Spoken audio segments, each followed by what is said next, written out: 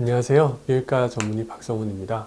2022년 한 해를 이제 정리하는 시간을 좀 가져보려고 해요. 시간이 지나가고 나면 잘 기억이 안 나잖아요. 근데 쭉 정리해 보니까 22년 1월 달에는 UCI, University of California Irvine에 거기 온라인 강의가 있었어요. 20년도에 제가 그때는 직접 갔었어요. 그 이후로 이제 코로나 때문에 다들 온라인으로 하게 됐는데 UCI 강의가 지금은 전 세계에서 아마 가장 많은 연자가 가장 여러 나라에서 모이는 이틀간의 코스가 됐거든요. 이번에는 뭐 50 몇 개국에서 이렇게 뭐 참여하고 이렇게 되게 계속 커지더라고요. 2월에는 ESSM, 그러니까 유럽 성악회에서 제가 공동 저자로 같이 발표했던 논문이 올해 논문상을 수상을 했어요. 우리말로 번역하기 좀 어려워요. 하이볼륨 서전들을 대상으로 수술의 숙련도에 따라서 해면체 절개하는 위치가 바뀌느냐를 이제 알아본 연구예요. 저희 가정은 수술의 숙련도가 높아질수록 해면체 이제 절개를 하는 위치가 좀 더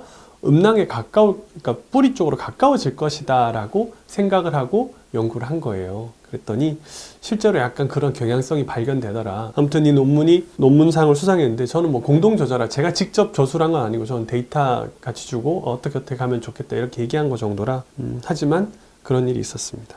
3월에는 이제 드디어 Nuances of Subcoronal Approach, 그러니까 음경 접근법에 놓치기 쉬운 점들, 그렇게 썼던 IJIR이라는 논문에 이제 그게 실렸었는데 그래서 그게 SCI급 저널이었어 가지고 대한비뇨기과 의사에서 학술상을 받았습니다. 상금도 받고 그래가지고 굉장히 저는 태어나서 처음이거든요. 논문 쓴 것 때문에 어디 이렇게 상 받아보고 이런 게 처음이에요. 제가 개인 병원에 있는 사람이지 사실 대학병원에 남은 사람은 아니잖아요. 우리나라는 풍토가 제가 항상 얘기하지만 대학병원하고 개인 병원하고 딱 나뉘어져 있는 게 좀 안타까워요. 저는 개인 병원에서 이렇게 연구를 하면서 사실 자기가 진료하고 있던 거에 다시 되돌아보게 되고 어떻게 더 진료를 잘할 수 있나 생각해 보게 되고 이런 계기가 되기 때문에 이런 일들이 좀 더 많아졌으면 좋겠다는 게 생각입니다. 그리고 3월에 역시나 또 독일 키엘 대학 비뇨기 재건 온라인 학회 강연, 여기도 이제 코로나 오기 전에는 직접 갔었죠. 그때는 카데바랩이랑 같이 하는, 제가 생각할 때 키엘 대학이 전 세계에서 카데바랩이 가장 잘 돼 있는 곳이에요. 그래서 다시 한번 가보고 싶다 그러는데 언젠가 또 기회가 되겠죠. 5월에는 그리고 드디어 서울 팽창형 임플란트 컨퍼런스를 개최할 수가 있었습니다. 제1회. 우리나라가 전 세계에서 팽창 임플란트를 두 번째로 많이 하는 나라인데도 팽창형 임플란트에 대해서만은 학회가 없었어요. 항상 저는 아이러니하고 안타까웠거든요. 의사들이 수술을 하고 진료를 하는 거에 대해서 그게 잘 된다 안 된다를 일반 대중의 평가를 받기는 어려워요. 가령 저희가 수술하는 비디오 같은 걸 보고 의학적인 교육을 받지 않은 사람들이 이게 잘하는 거다 못하는 거다 판별할 수가 없거든요. 학회가 그런 자리예요. 컨퍼런스가 그런 자리예요. 모여야지 뭔가 서로가 어느 정도 되는지 알고 확인할 수 있잖아요. 그래서 드디어 할 수가 있었어요. 다니엘 오스보노프라고 독일에 있는 그 키엘 대학에 과장이 된 친구가 와서 같이 이제 강의를 했었어요. 원래 닥터 윌슨도 오시려고 해서 이제 제가 초청을 했었는데 오시기 직전에 AUA를 가셨었는데 거기서 이제 코로나 크게 돈 거예요. 그래서 코로나 검사에서 양성 나와가지고 못 오셨었어요. 그게 좀 안타깝긴 한데 그래도 기념비적인 사건이라고 저는 생각해요. 그리고 나서 6월에는 스페인 바르셀로나에서 팽창 임플란트 바디랩을 했었습니다. 강연하는 코스에 제가 트레이닝 리더였는데 이게 저한테는 굉장히 좋은 기회였어요. 왜냐하면 어떤 트레이닝 리더나 이런 자리들을 쉽게 가볼 수가 없었거든요. 이전에 사실 제가 카데바랩을 갈 때는 트레이너들 중에 한 명 이런 상황이었기 때문에 뭔가를 계획하고 행사를 진행하고 이런 건 해본 적이 없었어요. 재밌더라고요. 내가 이거랑 잘 맞는구나, 맞는 면이 있구나. 그리고 내가 트레이닝이 재밌다. 처음 제가 느낀 순간이었죠.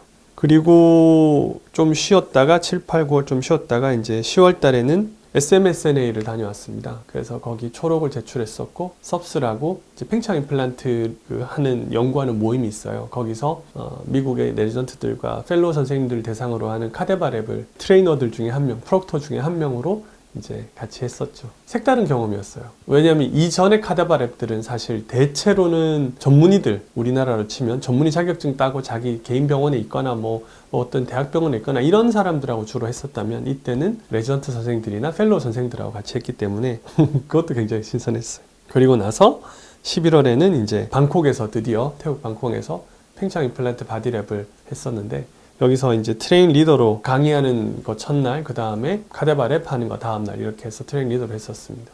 이때는 원래 강의하는 거는 제 친구인 에릭 총이라고 저기 호주에 있는 친구가 강의하는 날은 트레이닝 리더를 해주기로 했었는데 가정사가 있어서 못 오는 바람에 제가 양일 다 했었어야 되는데요. 이때는 이제 한국에서도 드디어 카데바 랩에 참석하시는 분도 계셨고 아시아 쪽에서 많이 왔어요. 베트남, 태국, 그리고 싱가포르 이런 쪽에서 많이 와서 굉장히 색달랐어요. 왜냐하면 제가 팽창 임플란트 학회 가거나 뭐 이런 거 다녀보면은 동영상은 거의 없거든요. 제가 저랑 한두 명 정도가 유일해요. 근데 이게 아시아에서도 여기에 확실히 관심이 더 많이 가고 있구나를 느낄 수 있는 시간이었고요. 갔다 와서 11월에 제가 학술상을 받았었잖아요. IJR 나갔던 논문 때문에. 그래서 그거에 관련한 이제 기념 강의를 했었습니다. 제가 이제 논문은 그 음경 접근법에 대한 내용이었는데 이 수술 처음 접하시는 선생님들한테는 음낭 접근법이 더 유용하거든요. 제가 볼 때는. 그래서 음낭 접근법에 대한 강의를 이제 했었죠.